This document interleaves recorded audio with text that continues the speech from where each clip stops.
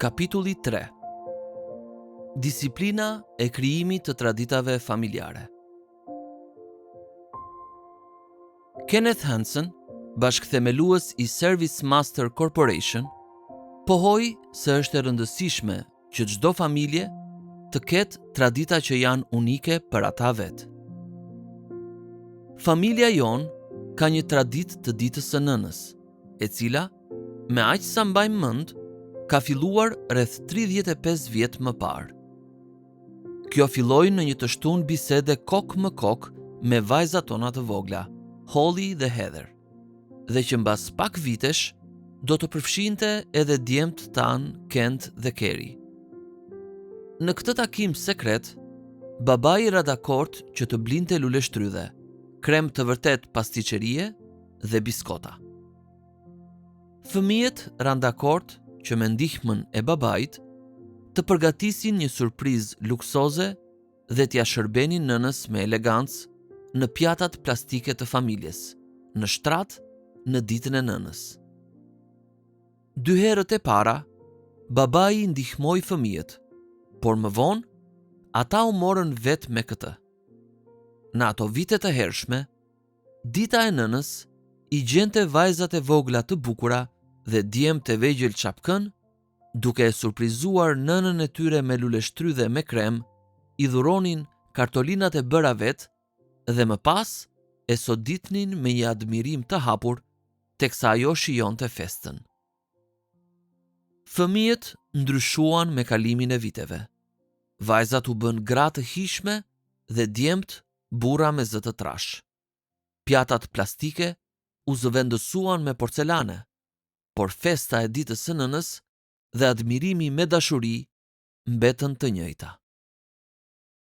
Luleshtrydhet në shtrat për nënën nuk ndodhi ashtu pandehur. Kjo që e rezultati i kultivimit të ndërgjegjshëm të traditës dhe kujtesës në familjen tonë. Komploti i parë sekret ishte ide e babait, por pas kësaj tradite ju përkiste fëmijëve. Por pse ky theksimi disiplinuar mbi traditën dhe kujtimet? Për shkak të mungesës së rrënjve të kulturës së sotme.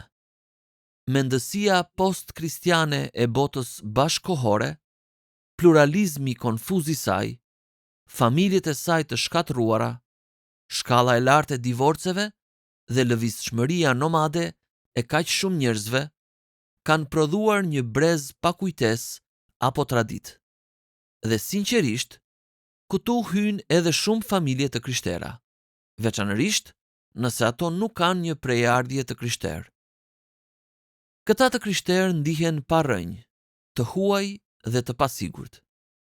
Kjo është arsye e mjaftueshme që çdo familje e krishterë të marrë masa të vetëdijshme dhe të disiplinuara për të kultivuar traditën dhe kujtimet.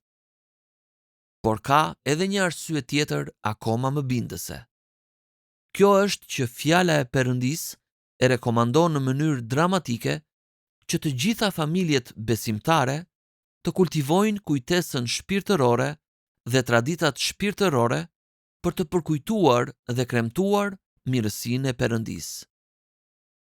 Këshillat e mëposhtme nga shkrimet e shenjta, nëse vihen në zbatim, do të bëjnë shumë punë drejt ndërtimit të familjeve të sigurta, me një ndjenjë solidariteti me të kaluarën dhe të ardhmen.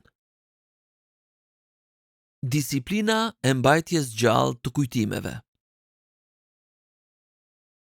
Një mrekulli e jashtëzakonshme ndodhi në çastin kur priftërinjt që mbanin arkën e beslidhjes vun këmbë në lumin Jordan. Ujërat u ndalën në një grumbull të madh e të fryrë rreth 30 kilometra përpjet lumit, duke e lënë shtratin e lumit djerë deri në jug, deri në detin e vdekur. Për orë të tëra, izraelitët kaluan në një shteg të gjerë e të pluhurosur, derisa edhe praparoja prej 40.000 luftëtarësh kalojnë në formacion të plot luftarak. Jozueu, kapitulli 3, vargjet 15 deri në 17. I gjithë Izraeli qëndroi në bregun perëndimor, duke parë se si 12 burra të zgjedhur zbritën solemnisht brigjeve dhe ju afruan arkës. Pastaj, duke u gjunjëzuar te këmbët e priftit, secili mori një gur nga tabani i lumit dhe filluan një procesion nderues përpjet bregut perëndimor, përmes popullit që prisnin dhe përmes fushës deri në Gilgal, që do të thotë qortimi është rrokullisur tutje. Atje të 12-tët grumbulluan gurët e tyre për të formuar një kapicë të shtrregullt. Për izraelitët e dhënë pas simboleve, domethënia e 12 gurëve kuptohej lehtësisht. Ata ishin gur për kujtimi, të vendosur si një kujtesë vizuale e fuqisë së madhe çliruese të Perëndisë. Me shumë mundësi, ndërsa Izraeli festonte deri natën vonë, Jozueu u kthye për të vëzhguar nën dritën vezulluese të zjarreve të tyre, grumbullin e gurëve. Dhe ndërsa sodiste, ai kthente vazhdimisht kasetat e tij mendore të ngjarjeve të ditës. Zoti e kishte kryer. Zoti ishte me të. Në mënyrë domethënëse, Gilgali, vendi i përkujtimit, u bë selia e komandës së pushtimit të tokës së premtuar. Gurët e përkujtimit u bën një burim kujtese në përjetësi për Izraelin.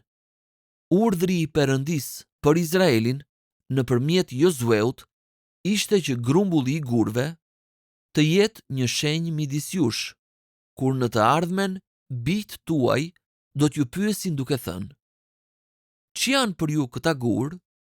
Ju do t'u përgjigjeni kështu: "Ujërat e Jordanit u ndan para arkës së beslidhjes të Zotit. Kur ajo kaloi Jordanin, ujërat e tij u ndan dhe këta gurë do të jenë për bijtë e Izraelit një kujtim për jetë." Jozueu, kapitulli 4, vargjet 6 dhe 7. Gurët e kujtimit nuk ishin ide e Jozueut, as e ndonjë njeriu tjetër. Ata u ngritën në përgjigje të urdhrit të drejtë për drejtë të Perëndisë, siç edhe duket, sepse Perëndia e konsideron të kujtuarit thelbësor për shëndetin shpirtëror. Në fakt, kujtimi jepet gjithashtu si arsyeja e saktë për caktimin e Pashkës. Shih Eksodi, kapitulli 12, vargjet 21 deri në 27. Kështu, ne duhet të nxjerrim përfundimin se ndërtimi i përmendoreve që përkujtojnë gjërat që Perëndia ka bërë për ne, ka rëndësinë më të madhe në formimin shpirtëror personal dhe në rritjen e fëmijëve. Është e domosdoshme që ne të bëjmë përpjekje të disiplinuara për të ruajtur kujtesën e gjërave të mëdha që Perëndia ka bërë për ne. Gjatë gati 3 dekadave tona të rritjes së fëmijëve, familja Hughes ka mbledhur një thesar të konsiderueshëm kujtimesh shpirtërore. Një listë e shtypur mbush disa faqe. Një nga gurët tanë u mblodh gjatë një krishtlindjeje, shumë dimra më parë, kur fëmijët tanë që donin kafshë shtëpiake ishin të vegjël. Ne ishim duke pastoruar një kishë të sapo mbjellë dhe parat ishin të pakta. Situata u përkeqësua kur buldogu ynë anglez Precious kishte nevojë të operohej, dhe situata arriti kulmin kur të gjithë u kthyem nga të kënduarit tradicional një natë dhe gjetëm maçokun ton, Prudence, ignorancë mbi gjininë e macave, afër ngordhjes, për shkak të goditjes nga një makinë apo prej ndonjë shkopi bejsbolli.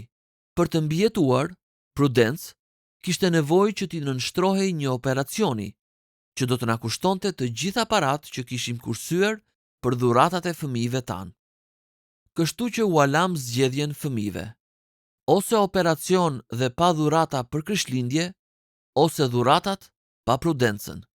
Pa hezitim, ata zgjodhën maçokun Prudence. Por edhe ata patën një krishtlindje të paharrueshme, sepse dikush nga larg, që nuk dinte asgjë për situatën tonë, na dërgoi një çek me shënimin e hareshëm vetëm për dhurata të Krishtlindjes, kështu që morëm prudencën dhe preshëzin të fashuar dhe dhuratat gjithashtu.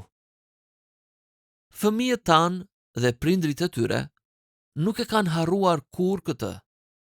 Është bërë një gur kujtimi i dashurisë dhe mirësisë së Perëndisë. Një tjetër kujtim i çmuar shpirtëror na erdhi të gjithëve nëpërmjet përvojës së djalit ton më të vogël, pasi kishim kursyer për t'i bler atij një dirt bike të teknologjisë së fundit. Ishte me të vërtetë spektakolare. Dhe djalin ton e kishin zili fëmijët e lagjes. Por pastaj u zhduk. Na u vodh nga obori ynë i përparm. Në Kaliforninë jugore, kjo do të thoshte padyshim që timoni me dorezat kishin shkuar në një drejtim, rrotat në drejtim tjetër dhe skeleti lyer me boj tjetër iku. Po ne u lutëm dhe djali ynë u lut me zjarr që Zoti t'ja shpëtonte motocikletën. Një muaj më vonë, ndërsa po ngisnim makinën në një bulevard shumë të frekuentuar, hodhëm syt në anë të rrugës dhe ja ku ishte motocikleta e tij, e lënë aty e braktisur, por në gjendje të përsosur. Ndërsa e ngarkuam me entuziazëm motocikletën e tij në pjesën e pasme të makinës, fjalët e para të djalit ton ishin: Zoti ju përgjigj lutjeve të mia. Përfitimet prej një rezervuari kujtimesh shpirtërore janë thelbësore. Ato ndërtojnë muskuj shpirtëror. Në letrën e tij të dytë drejtuar Korintasve, Pali kujton se si Perëndia e çliroi nga vdekja kur ai po mendonte se gjithçka kishte marrë fund. Më pas, ngulitur në kujtesën e tij, ai shton se Perëndia na ka çliruar dhe na çliron nga një vdekje kaq e madhe, dhe tek i cili ne shpresojmë se do të na çlirojë edhe më tutje. Kapitulli 1, vargu 10. Familjet me një rezervuar kujtimesh shpirtërore do të jenë të pajisura më mirë për periudhat e vështirësive. Kujtimet shpirtërore ndërtojnë gjithashtu sigurinë. Siç dëshmoi psalmisti, mbaj mend dekretet e tua të lashta o Zot, dhe kjo më ngushëllon. Psalmi 119, vargu 52. Dhe sigurisht, kujtimet shpirtërore ndërtojnë solidaritetin brenda familjes, sepse përvojat e bekimit dhe të çlirimit rritin ndjenjën tonë të bashkimit dhe të investimit të ndërsjellë në jetën e njëri tjetrit, dhe si rrjedhim, rritje të dëshirës son për t'i dhënë mbështetje njëri tjetrit në të mirë e në të keq. Si të ndërtojmë gur të kujtimit? Atëherë, si të veprojmë për të ndërtuar një thesar familjar me gur të kujtimit? Risjellja në mendje e kujtimeve. Bëni pak kohë vetëm për të lexuar Josueun 4, dhe më pas kërkojini Perëndisë t'ju ndihmojë të risillni në mendje kujtimet e duhura. Askush nga ne nuk ka ndonjë kujtim aq dramatik në jetën tonë sa ndarja e Jordanit. Por të gjithë ne kemi disa kujtime të jashtëzakonshme. Për shembull, kur Perëndia ka siguruar për ne, duke ju përgjigjur një lutjeje apo duke i zgjidhur gjërat. Regjistrimi i kujtimeve. Frymëzuar nga Josueu 4, një nga familjet në kishën tonë bëri një libër të titulluar Gurët e kujtesës. Ai është bërë një pjesë qendrore e familjes, i hapur për të gjithë dhe pasurohet vazhdimisht. Të tjerë kanë përdorur një Bibël familjare ose Biblën e tyre të studimit për të regjistruar kujtimet e veta. Cilado qoftë preferenca juaj, thjesht bëjeni. Teknologjia moderne na ka siguruar disa mjete të jashtëzakonshme për të pasqyruar veprat e Perëndisë në familjet tona nëpërmjet regjistruesve dhe videokamerave. Merrni mamin dhe babin ose gjyshen dhe gjyshin së bashku dhe regjistroni historinë e treguar shpirtërore të familjes suaj. Ka shumë të ngjarë që zbulesa të mahnitshme do të dalin, sepse Perëndia është duke punuar personalisht në jetën e secilit prej bijve të tij. Çfarë thesari shpirtëror do të krijonit, jo vetëm për familjen tuaj, por për brezat e mundshëm që do të vinë. Ndarja e kujtimeve. Ditëlindjet ofrojnë momente të pasura për prindrit që të kujtojnë mënyrat si Perëndia ka siguruar apo edhe mrekullitë në jetën e fëmijëve të tyre.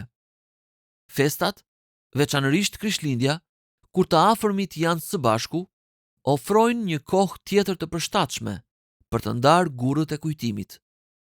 Vite më parë, një nga familjet në kishën tonë filloi t'i bashkangjisë një kujtim të caktuar çdo zbukurimi të pemës së Krishtlindjes. Kështu që kur zbukurojnë pemën, ta kalojnë mbrëmjen duke kujtuar mirësinë e Zotit ndër vite. Disiplina e themelimit dhe vijimësisë së traditave. Kujtesa dhe tradita natyrshëm kanë të përbashkëta. Tradita përmirëson kujtesën, por pavarësisht të përbashkëtave, ato nuk janë e njëjta gjë. Kujtesa risjell në mendje mirësinë e Zotit, ndërsa tradita kremton mirësinë e Zotit. Ashtu si fjala e Perëndisë e kërkonte kujtesën si të domosdoshme për shëndetin shpirtëror, ajo gjithashtu e vlerëson traditën si thelbësore për mirëqenien shpirtërore. Theksi i madh mbi traditën nënvizohet në mënyrë dramatike nga fakti i mahnitshëm se pas së dhjetës fillestare të detyrueshme prej 10% të Zotit, e cila mbështeti shërbesën, 1/10 e detyrueshme prej 10% e festave u kërkua nga populli i Perëndisë dhe u përdor për kremtimet vjetore të mirësisë së Perëndisë përmes gostisë me familjen dhe miqt. Shih ligjin e përtërir, kapitulli 12, vargjet 10 dhe 11 dhe vargjet 17 dhe 18. Qëllimi i të dhjetës së festës ishte që të ndërtonte kremtimin fetar dhe miqësi reciproke midis popullit të Zotit. Mendojeni, 10% e të gjitha të ardhurave të Izraelit u nda për të festuar, për të falenderuar për mirësinë e Perëndisë, e mrekullueshme. Çfarë do të thotë kjo personalisht për ne që nuk jemi nën ekonominë e dhjatës së vjetër? Shpenzimi i madh i burimeve për të kremtuar mirësinë e Perëndisë, duke festuar me familjen dhe miqt, na tregon se çfarë vlerëson Perëndia dhe një pjesë e rëndësishme e kohës dhe burimeve tona duhet të investohet në kremtimin e rregullt nga familja jon të mirësisë së Perëndisë ndaj nesh. Festat e Krishtera. Zbatimi i frymës së të dhjetës së festës në familjen e Krishter kërkon që ne të shfrytëzojmë sa më shumë ngjarjet e mëdha të traditave të Krishtera. Krishtlindja dhe Pashka. Familja Hughes e ka bërë këtë me entuziazëm. Teksa ndaj me ju disa nga traditat tona familjare, fillimisht duhet kuptuar se fokusi më i madh i festës son ka qenë përmes kishës tonë, e cila ka një traditë të pasur të pritjes së Krishtlindjes me shërbesa të shumta, përveç asaj të mëngjesit të së dielës. Java e Pasionit është pasuruar gjithashtu me shërbesa të shumta në të premten e madhe. Ne besojmë se kisha është një mjet themelor për të kremtuar mirësinë e Zotit dhe këtu duhet të vendoset përqendrimi juaj. Por përtej festimeve të organizuara të kishës, shumë mund të bëhet përmes traditave në shtëpi. Traditat familjare mund të rezonojnë me frymën e festës në përkujtimin e mirësisë së Perëndisë.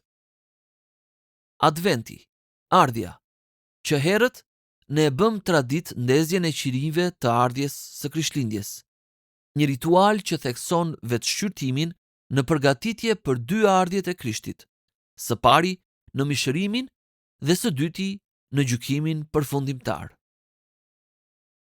kulmi i ditëve festive të fëmijëve tanë ishte vazhdimësia në leximin e shkrimeve të shenjta çdo natë dhe rindezja e secilit qiri.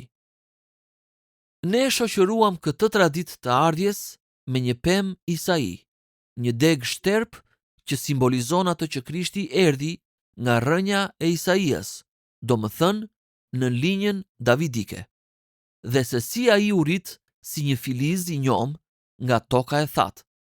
Isaia kapitulli 53, vargu 2. Çdo mbrëmje, njëri nga fëmijët kishte privilegjin të vendoste në pemë një ornament letre që na kujtonte një profeci për Krishtin, ndërsa lexohej shkrimi që i përkonte. Do të ishte e padrejtë që të krijojmë iden se e bënim këtë çdo mbrëmje pa dështuar dhe se fëmijët ishin gjithmonë ndihmës të përkryer engjëllor. Na kujtohen disa zënka se kujt i kishte rënë radha dhe lotët kur gishtat e vegjël ju afruan shumë flakës. Por siç ishim të papërsosur, këto tradita e rritën mrekullisht fokusin e fëmijëve tanë për Krishtlindjen. Dhe ne çmojmë kujtimin e fytyrave të tyre të bukura, në drita qirinj, të shndritshme dhe me një kombinim të çuditshëm të padurimit me habin. Krishtlindja. Dekorimi i pemës së Krishtlindjes është një punë e madhe për shumicën e familjeve dhe ne shfrytëzonim atë maksimalisht. Mami gatuante duke e mbushur shtëpinë me aromën e xhenxhefilit dhe mushtit me erza. Më pas, pasi babai vendoste dritat në pemë, mami drejtonte dekorimin, duke rrëfyer përparimin sipas rëndësisë të shumë prej stolive. Ylli prej llamarine në maj të pemës i bërë me dorë vite më parë, sepse nuk kishim para për të blerë zbukurime, kurora plastike që ja dha babit një djalë i vogël i vetmuar në ekipin e tij të futbollit, e kështu me radhë.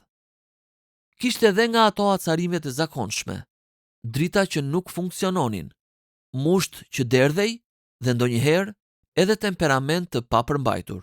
Por kjo nuk është ajo që të gjithë mbajnë mend. Sot, fëmijët tanë, të rritur tashmë, dëshirojnë të kthehen në shtëpi për të bërë ritualin ton të dekorimit të pemës familjare.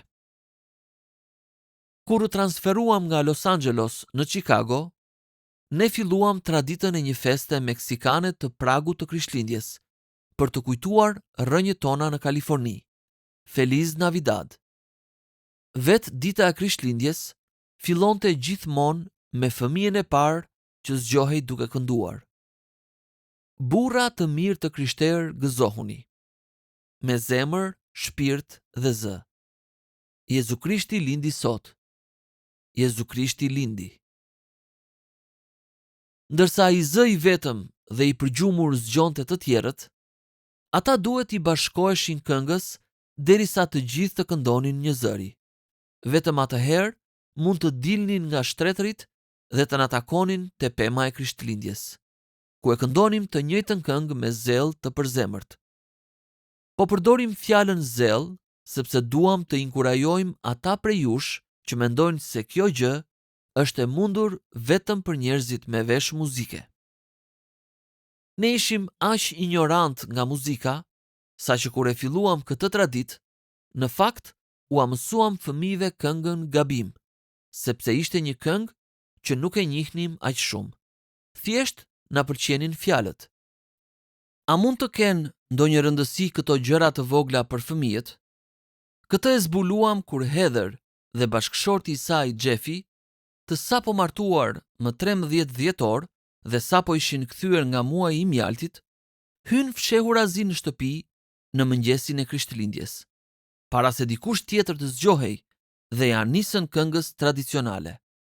Ne të gjithë ende e këndojmë atë gabim, por nuk ka rëndësi. Zoti dëgjon zemrat tona. Nuk ka pikë dyshimi në mendjen tonë se traditat shtëpijake të Krishtlindjes, të përdorura me kujdes, e kanë zgjeruar kremtimin e mirësisë së Perëndisë në familjen tonë. Pashkët. Pashka, festa tjetër e madhe e krishterë, në familjen tonë urohet me urimin ortodoks lindor Krishti u ngjall, të cilit i përgjigjet me të vërtet u ringjall.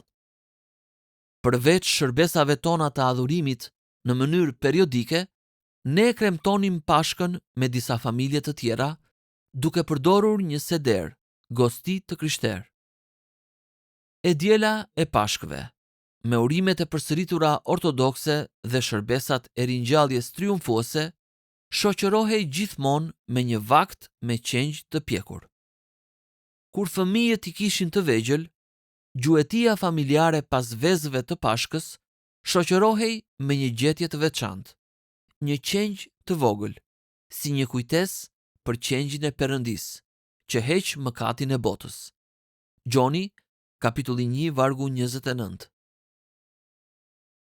Pak fjalë rreth festimeve.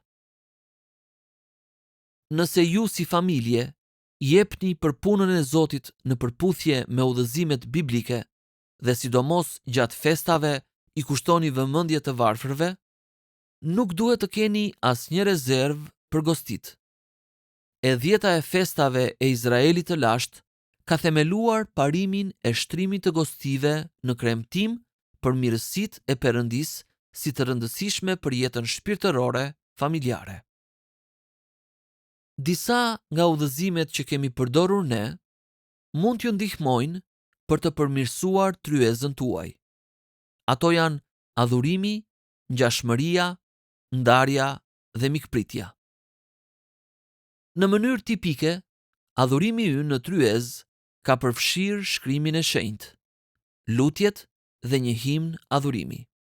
Për shembull, darka e Krishtlindjes paraprihet nga leximi i Lukës kapitulli 2, një himn si gëzohu botë dhe lutje.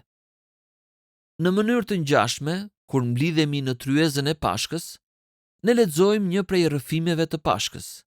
Gjoni kapitulli 19, Mateu kapitulli 28, Marku 16 ose Luka 24, ose ndoshta 1 Korintasve kapitulli 15.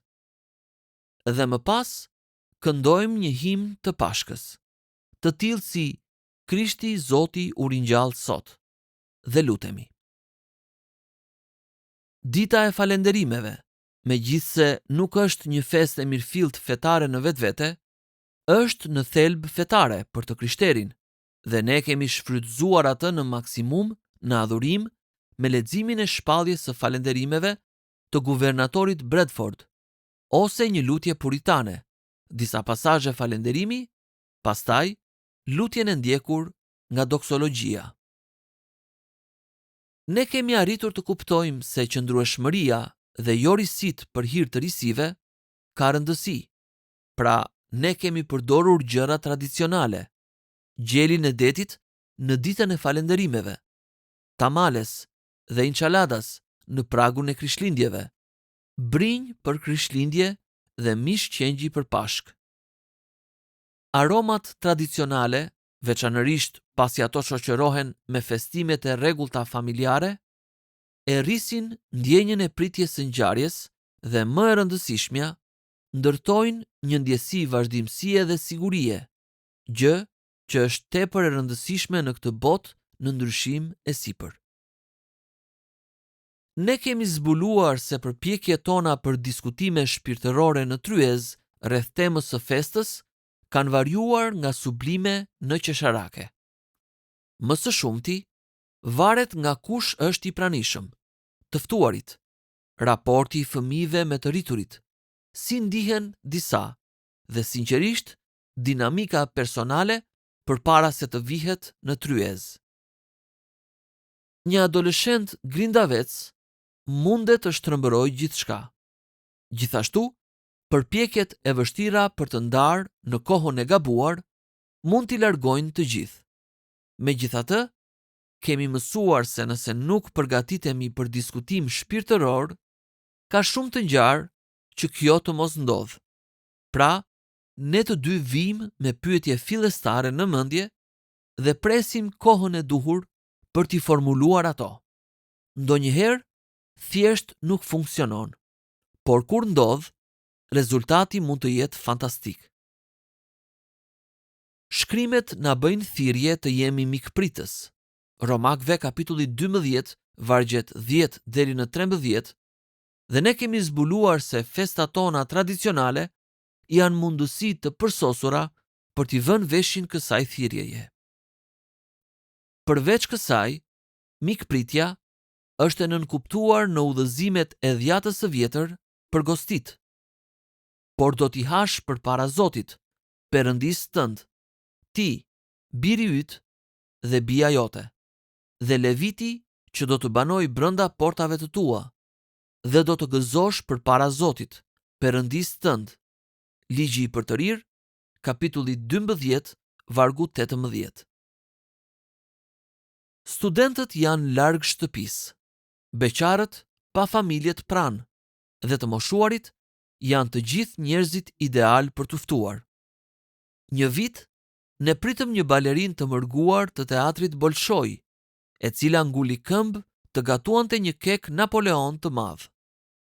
Gatimi i kekut përbindësh, 10 kilësh, e paralizoi shtëpinë tonë për pjesën më të madhe gjatë të 2 ditëve. Por ç'material u bë për interesin dhe humorin familjar. Edhe ne u bekuam kur Lyuba Bershadzki u ul në tryezën tonë dhe foli për jetën e saj në Gulag dhe mrekullinë që Krishti kishte bërë brenda saj. Ajo e ka ndarë historinë e saj në librin Know His Touch. Unë e njoh prekjen e tij. Botuar nga Crossway Books dhe që tashmë ka mbaruar si botim. Festat laike. Festat laike ndahen në 2 kategori: relacionale, ditëlindjet, dita e Shën Valentinit, dita e nënës dhe dita e babait, dhe patriotike, dita e përkujtimit dhe dita e pavarësisë. Festat relacionale ofrojnë mundësi të fokusuara për të festuar mirësinë e Zotit përmes familjes. Ditëlindjet, dita e nënës dhe dita e babait ishin të gjitha të veçanta në familjen tonë, dhe ne ju inkurajojmë të zhvilloni mënyrën tuaj për t'i festuar këto kohë të gëzueshme. Ditëlindjet. Ne bëjmë shumë festa ditëlindjesh çdo vit. Tradita jon ka qenë që i festuari të zgjedh menun e darkës dhe tortën që dëshiron. Torta shërbehet gjithmonë në të njëjtën pjatë torte me pjedestal, me një lutje të veçantë dhe vlerësimi individual nga ana e familjarëve. Dita e nënës dhe dita e babait. Baballar, bëjeni një kuvendim me të vegjëlit tuaj në përgatitje për ditën e nënës. Ndoshta, mund të filloni me përvoja si ajo e Erma Bombekianit. Babi, qeni ka hyrë në kuzhinë. Hiqja putrat prej andej. Mami do ta haj atë. Ku është salca pikante? Mos guxo ta bësh me gjak pjatën e mamit. Por pavarësisht momenteve stresuese, buzëqeshja e mamas do ta bëj këtë që t'ja vlej. Ju do të merrni edhe buzëqeshjen e Zotit, sepse po festoni mirësinë e tij. Gjatë një feste të ditës së babait, fëmijët e familjes Hughes ja kthyen babait të tyre me të njëjtën monedhë dhe i ofruan një udhëtim me pizhama. Ishte një diel e ngarkuar dhe pasi ai mbërriti në shtëpi nga shërbesa e mbrëmjes në kish, mami e bindi babin të binte në shtrat herët, në orën 19, dhe ajo do t'ja sillte darkën në shtrat. Por sa po u fut brenda, të 4 adoleshentët hynë brenda duke bërtitur: udhëtim me pizhama! Dhe babi u shoqërua deri te makina. U çua me pizhama në vendet më publike dhe më të ekspozuara të qytetit, dhe më në fund u dërgua me shofer në shtëpinë e disa miqve të mirë, ku darkoi me ushqimet e tij të preferuara, argjinaret që ai quan lulet qiellore, dhe birr me krikëll dhe gjevrek. Ne duhet të përdorim logjikën e shëndosh në lidhje me kujtimet dhe traditën. Asnjëra nuk do të ndodhë nëse nuk ka një vendosmëri të disiplinuar për të bërë diçka për këtë. Prirja jonë njerëzore, mëkatare, është të harrojmë bekimet e Perëndisë, dhe nëse nuk bëjmë përpjekje të disiplinuara, nuk do ta kremtojmë plotësisht mirësinë e Perëndisë. Ne duhet të bëjmë përpjekje për t'i mbledhur gurët tanë të përkujtimit dhe për të krijuar përmendore tona. Ne duhet i rregullojmë traditat e jetës sonë familjare në cikle festimi. Në ditën e nënës 1992, djali ynë më i vogël i shkroi një letër nënës së tij për ato festimet me luleshtrydhe që filluan shumë kohë më parë. Ai shkroi për simbolikën, kuptimin më të thellë pas dhuratës së përvitshme të ëmbëlsirës me luleshtrydhe në shtrat. Ja çfarë ka shkruar ai. Kuptimi i biskotave me luleshtrydhe. Pra, cili është ky kuptim më i thellë? A përfaqësojnë luleshtrydhet ëmbëlsinë që më vjen në shpirt kur dëgjoj të qeshurën tënde në tryezën e dhomës së ngrënies, ndërsa ha një nga darkat e tua të shumta e të shijshme të së dielës? Apo janë frytet e inkurajimit dhe besimit që më ke dhënë ndër vite, me pozitivitetin tënd dhe sigurinë e vazhdueshme që nëse do të ishe 16 vjeçe, do të dilje me siguri me mua? A mundet që kremi, duke qenë se e bën më të shijshme edhe ëmbëlsirën më të keqe, të jetë përfaqësim i dashurisë tënde të ashpër prej nëne që nxjerr të mirën tek ai biri i vogël që djeg pemët e avokados? Apo është një foto e dashurisë sate të butë që sjell një buzëqeshje në fytyrën e një biri, loja e futbollit e të cilit sapo u anulua prej shiut? Së fundmi, a është biskota një aludim delikat për një cilësi gjenetike që mund të kesh përcjell tek unë? Apo është keku një përfaqësim i ushqimit të përditshëm që ke sjell në jetën time nga ecja jote e qëndrueshme dhe besnike me Zotin? Mami, unë do të thoja që biskotat me luleshtrydhe përfaqësojnë të gjitha këto edhe më shumë, por mbi të gjitha duan të thonë të dua. W.M. Carey Hughes, Dita e nënës, viti 1992.